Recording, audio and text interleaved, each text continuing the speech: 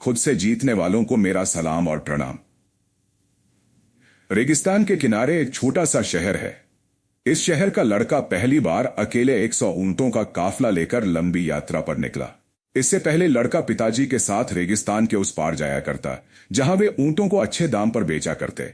लेकिन इस बार लड़के पर बड़ी जिम्मेदारी थी, क्योंकि अगर एक भी ऊंट खोया तो उसे बड़ा नुकसान उठाना पड़ेगा और पिताजी के सामने बड़ी शर्मिंदगी होगी। यात्रा शुरू हुई। लड़का बहुत सावधानी से आगे बढ़ रहा था, क्योंकि रेगिस्तान में अक्सर तूफान आया करते। दोस्तों, जब हम ज्यादा सावधानी बरतते हैं, ज्यादा टेंशन लेते हैं तो गलती जरूर कर बैठते हैं। लड़का भी मौसम का सही अनुमान नहीं लगा सका और बीच यात्रा में उसका काफिला बड़े तूफान में गिर गया।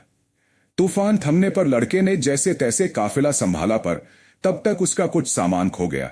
फिर धीरे धीरे लड़का यात्रा करके ओएसिस यानी एक तालाब के पास पहुंचा और वहीं एक रेगिस्तानी सराय था। सराय का सहारा रात गहरी हो चुकी थी। विश्राम के लिए लड़के ने 100 ऊंटों को खूंटे और रस्सी से बांधना शुरू किया। तब उसने देखा कि 90 ऊंट तो बंध गए, पर 10 ऊंट बिना बंधे ही रह गए। शायद कुछ खूंटे और रस्सी तूफान में खो गए। लड़के ने इन 10 ऊंटों को एक जगह बैठाने की बहुत कोशिश की, पर एक भी ऊंट टस से मस न हुआ। लड़का चिंतित हुआ कि ऐसे तो यह ऊंट रेगिस्तान में भटक जाएंगे, और अगर एक भी ऊंट खोया तो बड़ा नुकसान हो जाएगा, और मैं इतना थक गया हूं कि रात भर जागकर निगरानी भी नहीं कर सकता। लड़का सराय के मालिक से मदद मांगने पहुंचा और उससे कहा, मुझे 10 खूंटे और बड़ी रस्सी की जरूरत है, क्या आप मेरी मदद करेंगे? सराय के मालिक ने बोला, माफ करना, ये सारी चीजें मेरे पास नहीं है और इस समय किसी के पास मिलने की कोई संभावना नहीं है। लड़के ने बोला, मैं आपको अच्छी कीमत दे सकता हूं। मेरे लिए रस्सी और खूंटा पाना बहुत जरूरी है, वरना मेरे 10 ऊंट रेगिस्तान में भटक जाएंगे। अजीब समाधान। सराय के मालिक ने कहा, मेरे पास एक तरकीब है, पर उसके लिए तुम्हें मुझ पर भरोसा करना होगा।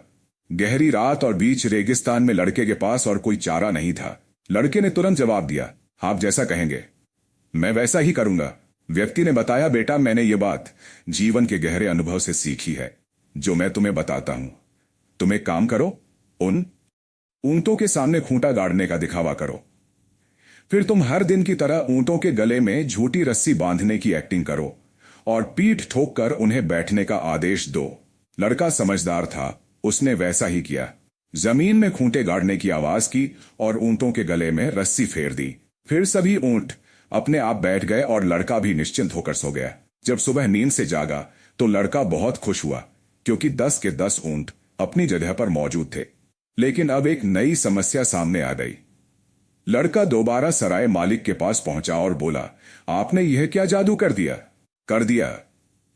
90 ऊंट मेरे साथ चलने को तैयार हैं, लेकिन वह 10 ऊंट जिन्हें मैंने बांधा ही नहीं था, वह अपनी जगह बैठे हुए हैं। मैंने बहुत धक्के दिए, फिर भी वह अपनी जगह से हिलने को तैयार नहीं है। तब सराय के मालिक ने बोला,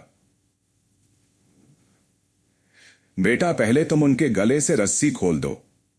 लड़के ने कहा, मैंने तो असल में कोई रस्सी बांधी नहीं है।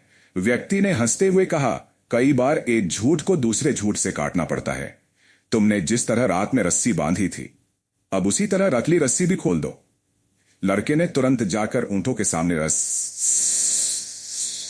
जैसे ही थपथपा आया, वैसे ही 10 के 10 ऊंट चलने के लिए खड़े हो गए।